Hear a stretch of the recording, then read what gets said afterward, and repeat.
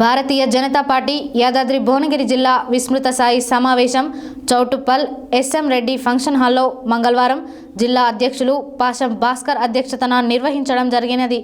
ముఖ్య అతిథిగా రాష్ట్ర కోశాధికారి శాంతికుమార్ విచ్చేసి మాట్లాడారు.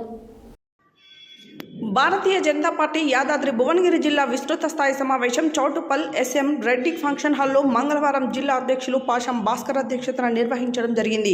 ముఖ్య అతిథిగా రాష్ట్ర కో అధికారి శాంతికుమార్ విచ్చేసి మాట్లాడుతూ మూడవసారి ప్రధానిగా బాధ్యతలు చేపట్టిన నరేంద్ర మోడీ ఆధ్వర్యంలో దేశం అభివృద్ధి చెందుతుందని, అందులో మనం భాగస్వాములం కావాలని కోరారు.